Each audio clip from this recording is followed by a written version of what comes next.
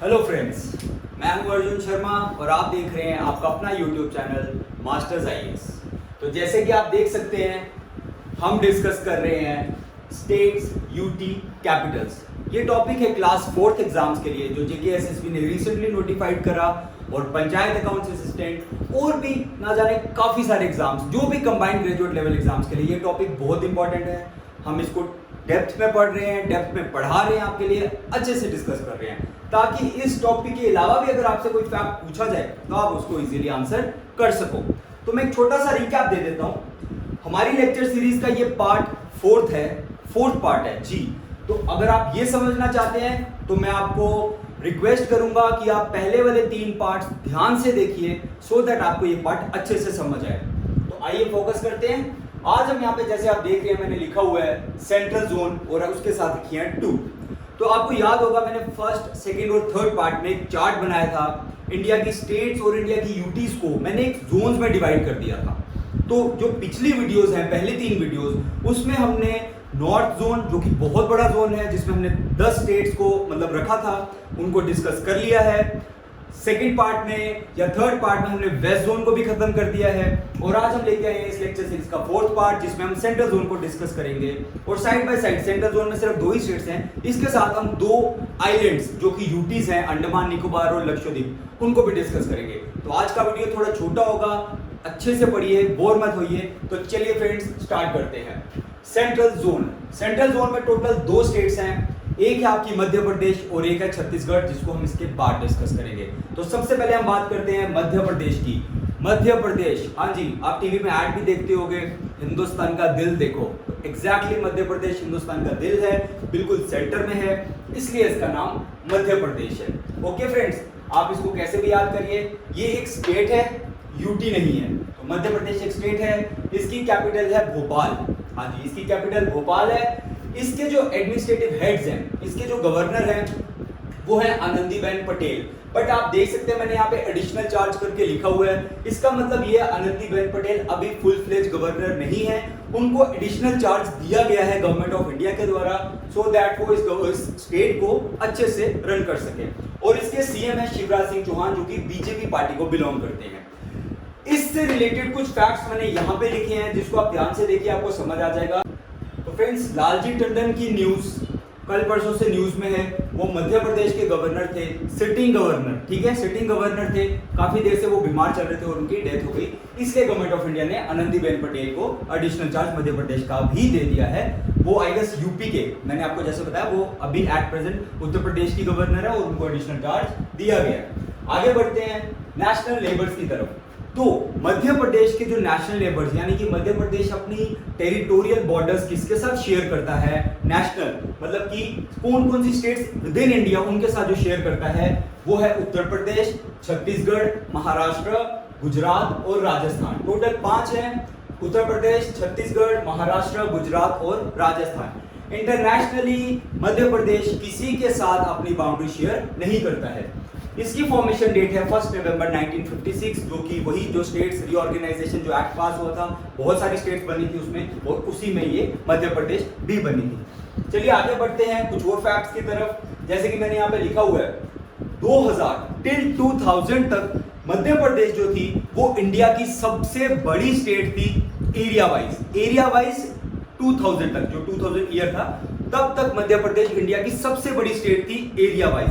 But फिर 2000 में मध्य प्रदेश में से छत्तीसगढ़ को निकाल दिया गया और अब मध्य प्रदेश है इंडिया की second largest state area wise. और जैसे आप देख सकते हैं पिछली वीडियोस में मैंने बताया है, इंडिया की सबसे बड़ी स्टेट एरिया वाइज है राजस्थान। ठीक है फ्रेंड्स, आगे चलते हैं। और 2000 में जैसे मैंने बता दिया आपको, छत्तीसगढ़ इसमें से निकाल दिया गया। अब आगे चलते हैं।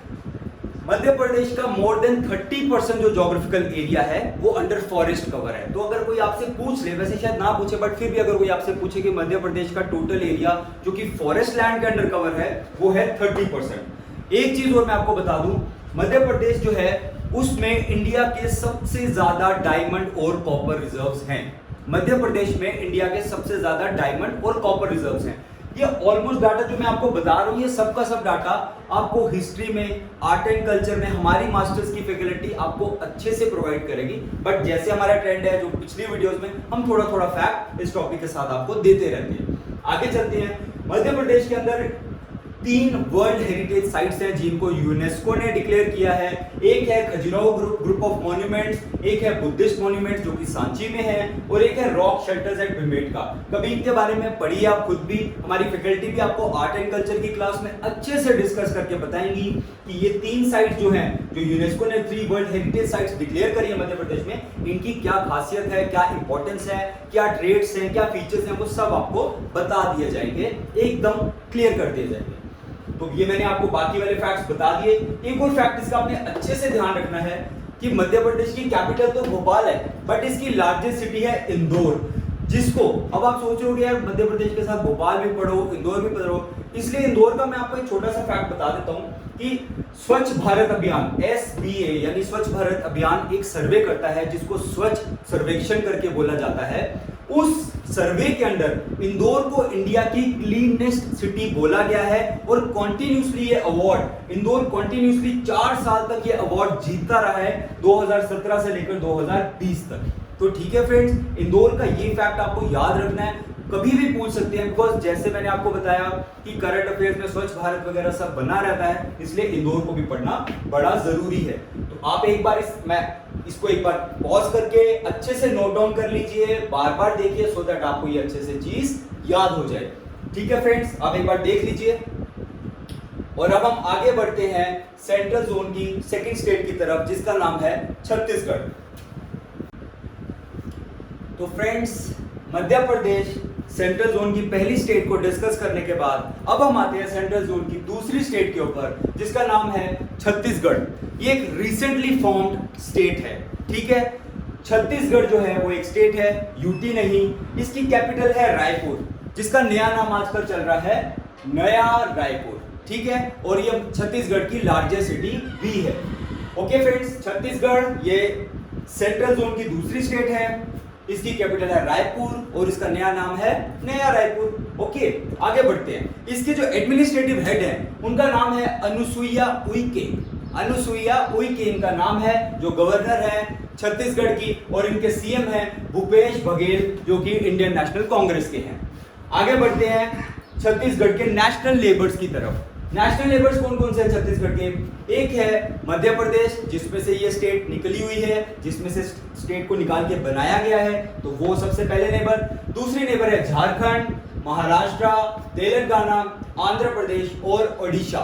ठीक है फ्रेंड्स, ये 6 स्टेट्स हैं जो कि छत्तीसगढ़ के नेबर्स हैं। फिर से आप देख लीजिए, मध्य प्रदेश, झारखंड, महाराष्ट्र, तेलंगाना, आंध्र प्रदेश और ओडिशा।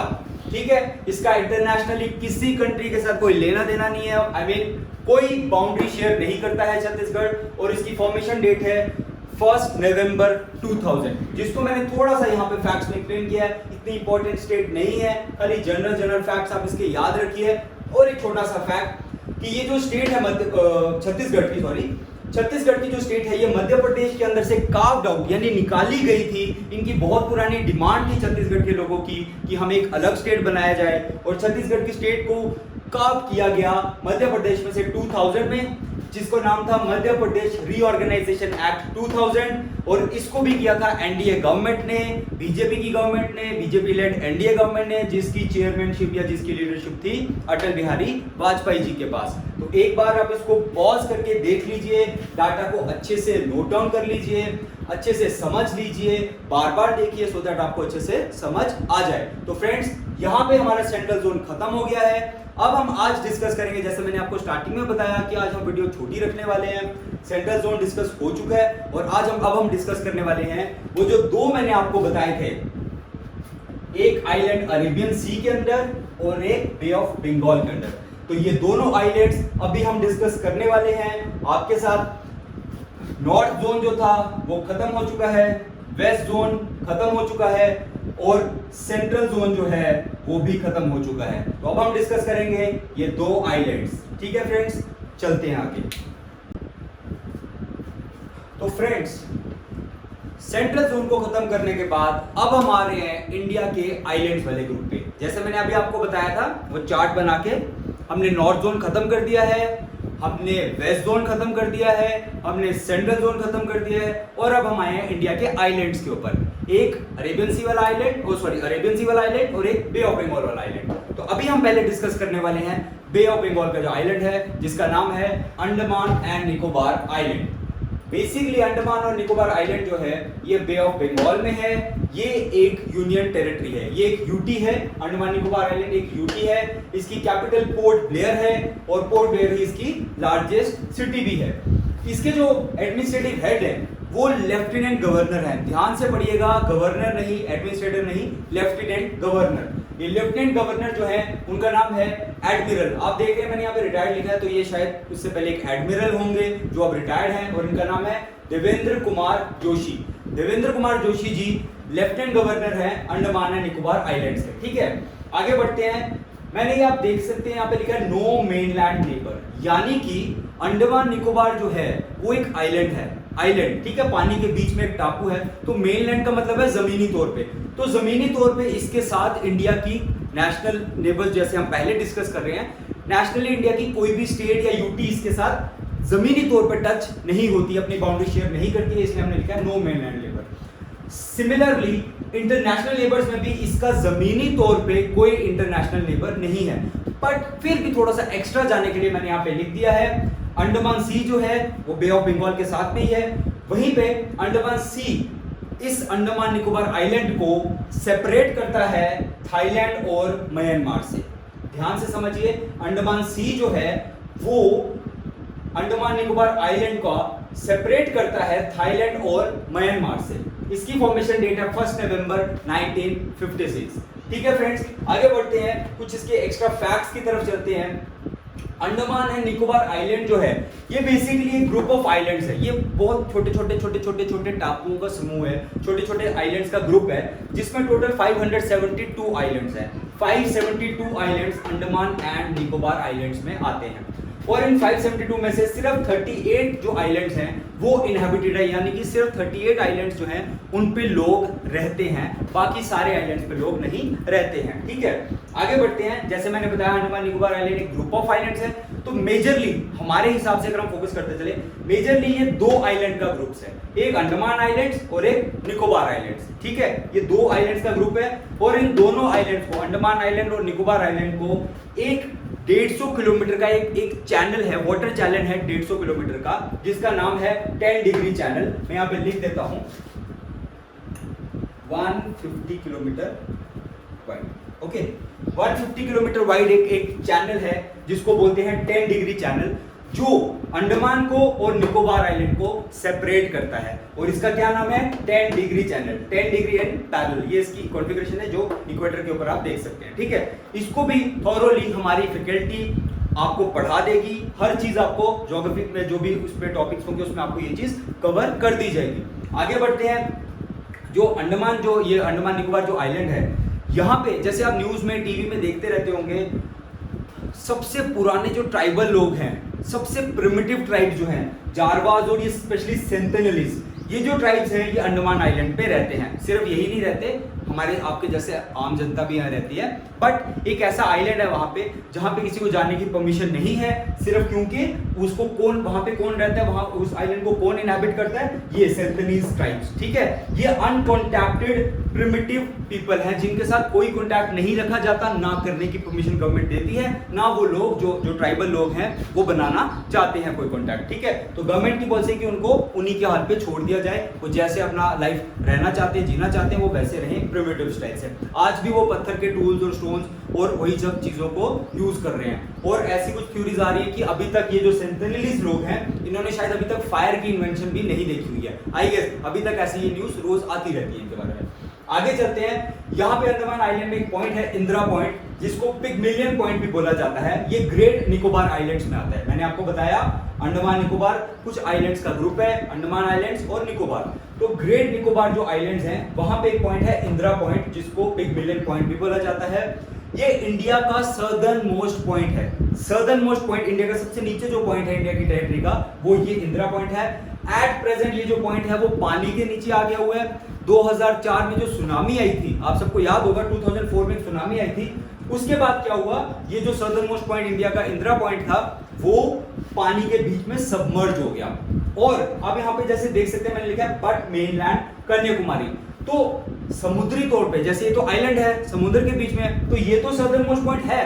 बट अगर कोई आपसे ये पूछता है कि जमीनी तौर पे मेनलैंड, जमीन के तौर पे इंडिया का सदर्न मोस्ट पॉइंट क्या है, तो वो है कन्याकुमारी तमिलनाडु में। जो हम आगे जब हम तमिलनाडु को साउथ सदर्न जोन में डिस्कस करेंगे तो अब मैं आपको इसके बारे में फिर से बताऊंगा, बट यहाँ पे मैंने आपको एक बार फिर से रेफर कर दिया है। आगे चलते हैं जो कि बैरन आइलैंड है। बैरन आइलैंड जो है वो अंडमान सी में है, इसी यूटी के अंदर आता है। ये इकलौता ऐसा एक्टिव वॉल्केनो है जो ना सिर्फ इंडिया का इकलौता एक्टिव वॉल्केनो, फिर से बोल रहा हूं, एक्टिव वॉल्केनो ना सिर्फ इकलौता इंडिया का एक्टिव वॉल्केनो है बल्कि पूरे के पूरे साउथ एशिया का, हाँ जी, साउथ एशिया का इकलौता एक्टिव वॉल्केनो है। ठीक है फ्रेंड्स, ये फैक्ट्स को आप एक बार फिर पॉज करके देख लीजिए। अभी भी अंडमान निकोबार के 3 से 4 और फैक्ट्स हैं जिसको हम करंट अफेयर्स के साथ रिलेट करते हुए आपको बता रहे हैं, सो दैट अगर अंडमान से सिर्फ ये चीज ना पूछी गई, कुछ और फैक्ट्स पूछे गए तो आप इस वीडियो के थ्रू उसको आंसर कर सकते हैं। तो अब हम इसके आगे कुछ फैक्ट्स और लिख देते हैं। तो फ्रेंड्स, जैसे भी हमने यहाँ पे 5 से 6 फैक्ट्स मैंने भी आपको बताए, अब मैं कुछ आगे और फैक्ट्स बताने वाला हूँ अंडमान निकोबार आइलैंड्स के बारे में। ठीक है फ्रेंड्स, आगे चलते हैं। एक फैक्ट ये है कि अंडमान एंड निकोबार आइलैंड, ये बड़ा स्मार्ट फैक्ट है, ध्यान रखिएगा, क्वेश्चन आपको ट्विस्ट करके एग्जामिनर पूछ सकता है। जम्मू कश्मीर और लद्दाख का जैसे मैंने आपको बताया 2019 31 अक्टूबर को वो एक यूटी, अलग अलग यूटीज बनाए गए। तो उससे पहले जो ये यूटी थी अंडमान एंड निकोबार आइलैंड्स की जो यूटी थी वो सबसे बड़ी थी area wise. Earlier, Andaman and Nicobar Island was the largest UT area wise of India. Okay, but at present, जो कि 31 अक्टूबर 2019 के बाद से लद्दाख और J&K, लद्दाख जो है अब इंडिया की लार्जेस्ट यूटी है और जम्मू कश्मीर हमारी अपनी स्टेट इंडिया की सेकंड लार्जेस्ट यूटी है और अंडमान चला गया हुआ है अब तीसरे नंबर के ऊपर। ठीक है फ्रेंड्स, आपको ये लॉजिक समझ आ गया होगा। पहले अंडमान सबसे बड़ा यूटी था, अब लद्दाख सबसे बड़ा यूटी है और अंडमान अब 3rd नंबर पे चला गया। ठीक है, आगे चलते हैं। सैडल पीक या सैडल हिल करके ये एक और पॉइंट है यहाँ पे जो कि अंडमान एंड निकोबार का सबसे हाईएस्ट पॉइंट है, जो कि वो जो टापू है, वो जो आइलैंड है अंडमान निकोबार, वहां पे सैडल पीक या जिसको सैडल हिल बोला जाता है, ये सबसे ऊंचा पॉइंट है वहां का और इसकी हाइट है 731 मीटर्स। ठीक है फ्रेंड्स, इसकी हाइट है 731 मीटर्स।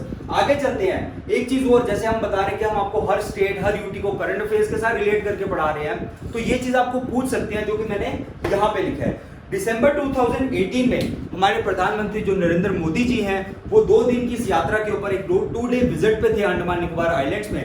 वहां पे उन्होंने जाके क्या किया, सुभाष चंद्र बोस जी जो हैं उनको ट्रिब्यूट देने के लिए अंडमान निकोबार के, मैंने आपको बताया ना ग्रुप ऑफ आइलैंड्स है, तो उस आइलैंड में से 3 आइलैंड्स, इंपॉर्टेंट 3 आइलैंड्स का नाम चेंज करके सुभाष चंद्र बोस जी के नाम पे या उनको ट्रिब्यूट के तौर पे उन 3 आइलैंड्स का नाम चेंज कर दिया गया। सबसे पहला आइलैंड था रॉस आइलैंड, जिसका नाम मोदी जी ने चेंज करके या गवर्नमेंट ऑफ इंडिया ने चेंज करके नेताजी सुभाष चंद्र बोस आइलैंड कर दिया गया।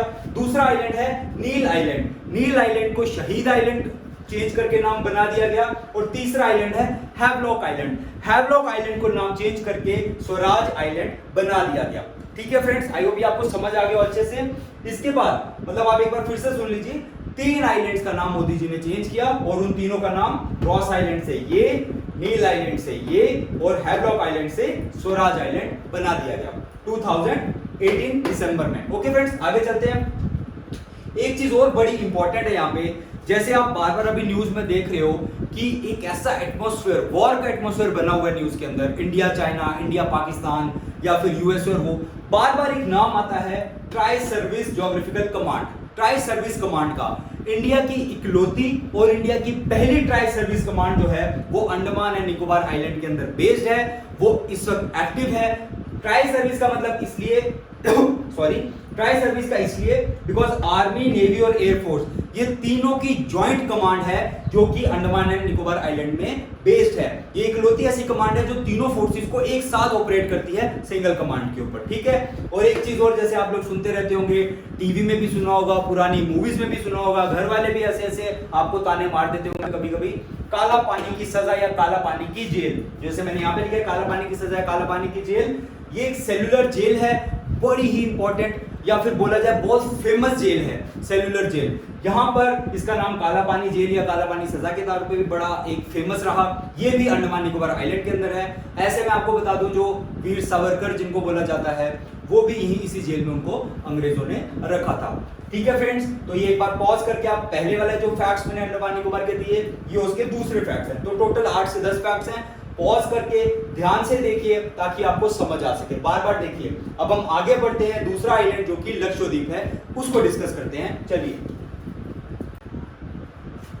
तो फ्रेंड्स, जैसे अभी हमने पहले आइलैंड ग्रुप में से अंडमान और निकोबार आइलैंड्स को अच्छे से डिस्कस कर लिया है, अब हम सेकेंड आइलैंड की तरफ आ जाते हैं जिसका नाम है लक्षद्वीप। ये भी एक ग्रुप ऑफ आइलैंड्स है। लक्षद्वीप जो है वो एक ग्रुप ऑफ आइलैंड्स है लेकेडिव सी में। बेसिकली ये है इंडियन ओशन के अंदर और ये एक यूनियन टेरिटरी है।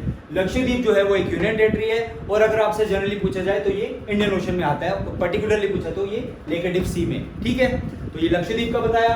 अब हम बता देते हैं इसकी कैपिटल। इसकी कैपिटल है कावारत्ती। कावारत्ती जो है वो लक्षद्वीप की कैपिटल है। इसके जो एडमिनिस्ट्रेटर हैं, यहाँ पे जैसे मैंने आपको बताया यूटी में लेफ्टिनेंट गवर्नर या एडमिनिस्ट्रेटर होते हैं। यहाँ पे जो यूटी है लक्षद्वीप की, इसके एडमिनिस्ट्रेटर हैं दिनेश्वर शर्मा जी, जो कि एक्स आईबी के चीफ हैं। जो हमारी आईबी जो एजेंसी है उसके ये चीफ थे पहले। फिर उसके बाद ये जम्मू कश्मीर में भी आए होंगे, जैसे आप न्यूज़ देखते रहे, एज इंटरलोक्यूटर ये जम्मू कश्मीर में आए। गवर्नमेंट ऑफ इंडिया ने इनको भेजा ताकि अलग अलग ग्रुप से बात कर सकें, जम्मू कश्मीर का माहौल अच्छा कर सकें। और उसके बाद फाइनली इनको गवर्नमेंट ऑफ इंडिया ने as administrator of Lakshadweep post कर दिया।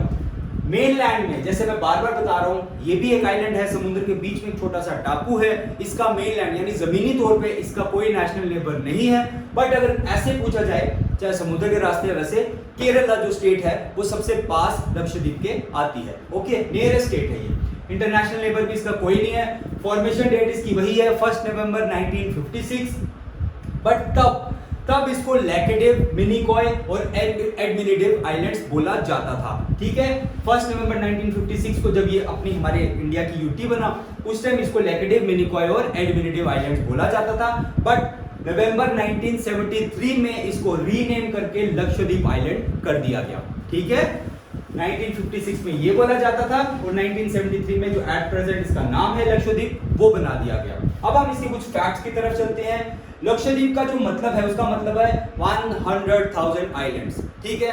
आगे चलते हैं। ये जो लक्षद्वीप है इसका ये बहुत इंपॉर्टेंट फैक्ट याद रखिए, इंडिया का एरिया वाइज सबसे छोटी यूटी है लक्षद्वीप। सबसे छोटी यूटी एरिया वाइज है लक्षद्वीप, ठीक है। और सबसे बड़ी यूटी एरिया वाइज कौन सी है?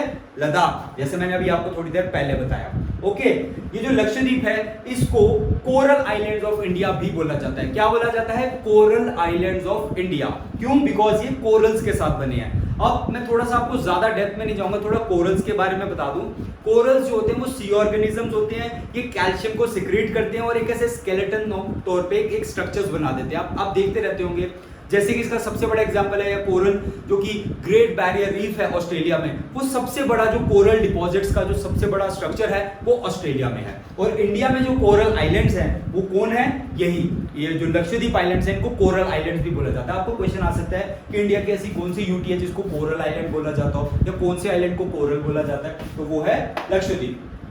आगे चलते हैं। यहाँ पे एक 200 किलोमीटर वाइड एक चैनल है जिसको 9 डिग्री चैनल बोला जाता है। 10 डिग्री वहां अंडमान में मैंने आपको बताया, और 9 डिग्री चैनल जो है वो लक्षद्वीप में है। 9 डिग्री चैनल और 10 डिग्री चैनल को थॉरोली हमारी ज्योग्राफी की फैकल्टी आपको अच्छे से पढ़ाएगी, जब वो आपको इक्वेटर, लॉन्गिट्यूड, लैटिट्यूड के बारे में सब बताएंगे, तब ये डिग्री चैनल जो है ये भी आपको अच्छे से क्लियर कर दिए जाएंगे। बट इस टॉपिक के साथ थोड़ा सा ऐसे रिलेट करने के लिए हमने बता दिया यहाँ पे एक 9 डिग्री चैनल भी है, ठीक है, जो कि जो ये आइलैंड्स है इनको आपस में थोड़ा सेपरेट करता है। आगे चलते हैं। एक और फैक्ट मैं आपको बता दूं, आपसे पूछ सकते हैं कि फारूक खान जी जो अभी एट प्रेजेंट जम्मू कश्मीर में गवर्नर के एडवाइजर हैं, वो पहले यहाँ के एडमिनिस्ट्रेटर लक्षद्वीप के हुआ करते थे, बट उसके बाद उनकी ट्रांसफर यहाँ पे एज एडवाइजर टू गवर्नर हो गई, और उससे पहले ये कहाँ थे, लक्षद्वीप के एडमिनिस्ट्रेटर थे। तो इससे पूछा जा सकता है कि ऐसे कौन से एडवाइजर हैं जम्मू कश्मीर के। आपके पेपर में करंट अफेयर से रिलेट करते हुए क्वेश्चन आ सकता है कि बहुत से लोगों को, जैसे मैं जानता हूं, उनके इंटरव्यू में ये चीज पूछी गई कि जम्मू कश्मीर के ऐसे कौन से एडवाइजर हैं जो पहले कहीं के गवर्नर थे, मतलब एडमिनिस्ट्रेटर या गवर्नर एक ही बात समझ लीजिए, तो फिर लोग वो कंफ्यूज हो जाते हैं। तो आप ये इजीली बता सकते हैं कि फारूक खान जी जो थे हमारे जम्मू कश्मीर के हैं, वो बीजेपी के नेता भी रह चुके हैं, और वो पहले लक्षद्वीप के एडमिनिस्ट्रेटर थे, और अभी वो हमारे जम्मू कश्मीर में गवर्नर के एडवाइजर हैं। तो फ्रेंड्स, आई होप आपको ये अच्छे से समझ आया हो। आज हमने वीडियो बहुत छोटी रखी है, ज्यादा आपको हमने तंग करने की कोशिश नहीं करी। आई होप आपको ये छोटी छोटी वीडियोस अच्छे से समझ आ रही हो। हम इससे पहले फिर से बता रहा हूँ, नॉर्थ जोन खत्म कर चुके हैं, वेस्ट जोन खत्म कर चुके हैं, सेंट्रल जोन भी हमने खत्म कर लिया है, और ये जो आइलैंड ग्रुप था अंडमान और लक्षद्वीप का, ये भी खत्म कर दिया है। आने वाली वीडियो में हम आपके साथ सदर्न जोन या साउथ जोन को डिस्कस करेंगे, ईस्ट जोन को डिस्कस करेंगे, और नॉर्थ ईस्ट जोन को डिस्कस करेंगे। तो आई होप आपको ये सब वीडियोस अच्छे से समझ आ रही हो। इसको एक बार पॉज करके देख लीजिए, डाटा को, जो डेटा मैं यहाँ पे प्रोवाइड करता हूँ उसको अच्छे से एक बार देख लीजिए पॉज करके, और वीडियो जो पहले हैं ऐसा ब्रेक करके मत देखिए। 1 2 3 4 ये 4th पार्ट है हमारी लेक्चर सीरीज का, तो पहले 3 पार्ट भी ध्यान से पहले देख लीजिएगा, फिर इस पार्ट पे जंप कीजिएगा। तो ठीक है फ्रेंड्स, आज यहीं तक रखते हैं, कल हम नए टॉपिक पे आ जाएंगे। हमारे चैनल को प्लीज लाइक कीजिए, हमारी वीडियोस को लाइक कीजिए, बाकी फैकल्टीज की वीडियोस को भी लाइक कीजिए। देखिए, बहुत यूजफुल वीडियोस हैं आपके लिए, आपके हर एग्जाम में वो हेल्पफुल रहेंगी। हमारे चैनल को सब्सक्राइब करते रहिए। अगर आपकी सब्सक्रिप्शन ज्यादा आती रहेंगी, हमारी पूरी फैकल्टी मोटिवेटेड रहेगी। और मैं वही बता रहा हूँ, हमारे चैनल का मोटो है कि आप लोग सिर्फ एग्जाम में बैठे नहीं, आप लोग एग्जाम को क्लियर कर सके। जम्मू कश्मीर में बहुत अनएम्प्लॉयमेंट है, ये जो क्लास 4 की नौकरियां आई हैं या पंचायत अकाउंट सिस्टम की नौकरियां, हम चाहते हैं कि हमारे चैनल से पढ़े हुए लोग, मैक्सिमम लोग ब्रेक थ्रू कर पाएं और नौकरियों को हासिल कर पाएं। तो ठीक है friends, stay home, stay safe, bye bye.